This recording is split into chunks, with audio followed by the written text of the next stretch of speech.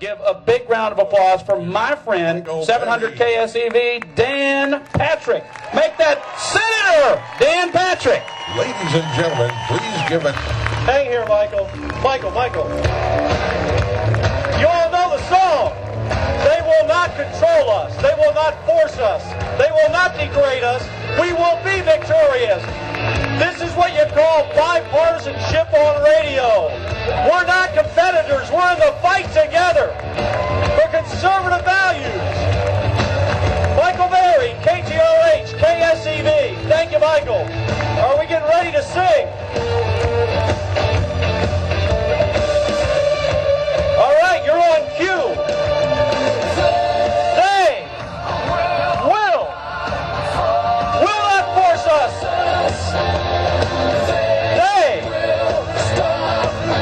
They'll stop degrading us. They will in November control us anymore. And on November 2nd, we will be stand up victorious.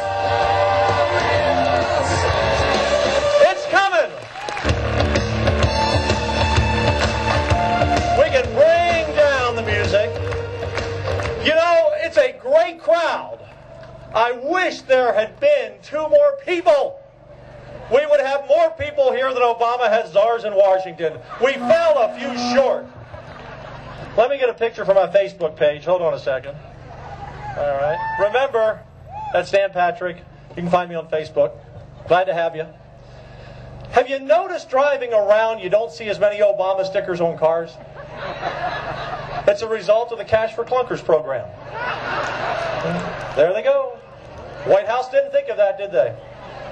Do you know that Nancy Pelosi, I'm not making this up, Nancy Pelosi has spent as Speaker hundreds of millions of dollars flying on military aircraft back and forth, which as Speaker she has a right to do. And she has spent over $100 million of your and my hard-earned tax money on food and beverage. I'm not making that up. Now, she better enjoy that California Chardonnay and those fancy cashews, because the next time on that military plane she hears the word bailout, it's going to be someone on that plane in uniform that says, grab the parachute, Nancy, because you're not Speaker anymore. November 2nd. I want to say something about the military. Guys, the sun was up, and so it's going to be harder to see them. They're not in the light. But there's a group of gentlemen, Gunny, Joe, the whole group, and many of you in this audience. I want every veteran to stand up, and I want all of us to applaud every veteran.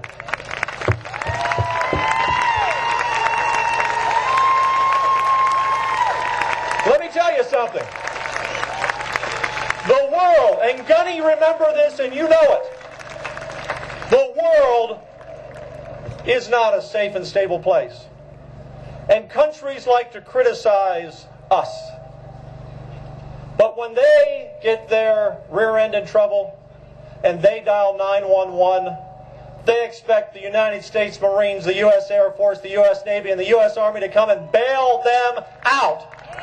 And America, no other country, has shed more blood and more of their treasury not to conquer, but to give freedom to people. And it's because of Gunny and all of you here and all of our fine young men and women serving in the military.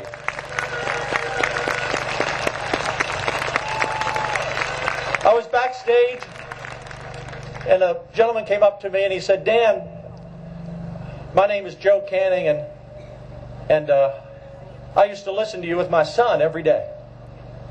And I said, well, you're not listening anymore? What happened? And he said, I still listen, but my son was killed in Iraq. And so, Joe, you gave me his wristband.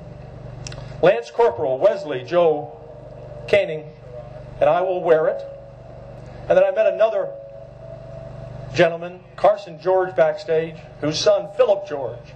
One went to Friendswood High, one went to Clear Lake Christian School, and his son was killed in Afghanistan.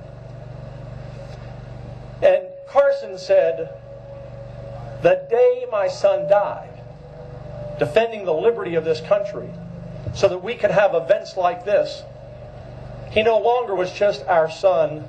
He became a son of all of us, dating back to those who have given their lives since 1776. I'm going to be brief because we've had a lot of speakers and we have more to go. And I'm looking forward to Andrew Breitbart in a couple of moments and our sign parade and more music. But I want to tell you about the future of this nation. You know, Michael was right. When I ran 4 years ago, it's been a fast 4 years, people said, you can't win. He's the radio guy. We got 70% in a four-way race, and they said, well, he won. He was the radio guy. Being the radio guy had nothing to do with it. When I first went out and campaigned, a lot of people said, Dan, I listened to you, but why should I vote for you? And at the end of the day, I didn't win because I was a radio guy or because of me. I won because of the issues. And we didn't call it the Tea Party then. It was the beginning of the people rising up and looking for someone who will stand for their values. I wear an R as a Republican, but I'm a Christian first. I'm a conservative second. And when the Republican Party no longer stands for those values, I will no longer stand with the Republican Party. You know, everyone says the Tea Party is really a wing of the Republican Party. I can tell you that's not the case. Because the ladies that have started these movements all over the country, and it's been really driven by women primarily, like Julie, like Suzanne, they don't care if you're a Republican or Democrat. They care about their kids. They care about their future. They signed the checks and paid the bills, and they know something is amiss, and they're worried.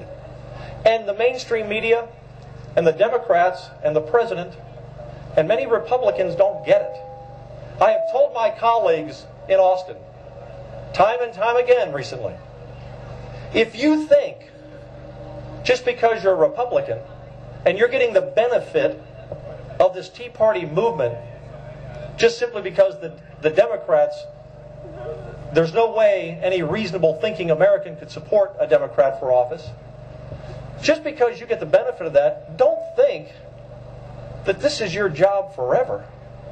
Don't think that when you come back in 2012, if you don't do the job in 2010, that you're not going to have a good Tea Party conservative on the ballot against you. You better get it right. Our nation's at a tipping point.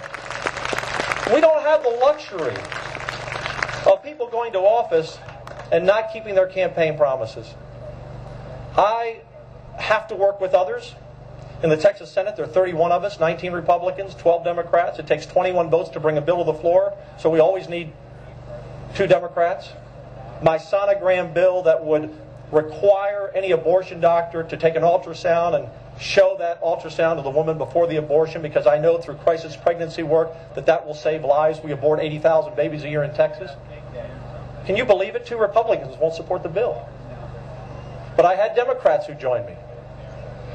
We can work with others, but we must understand our job is not to go to Washington and Congress, or for me to go to Austin to be in the club and be their friend.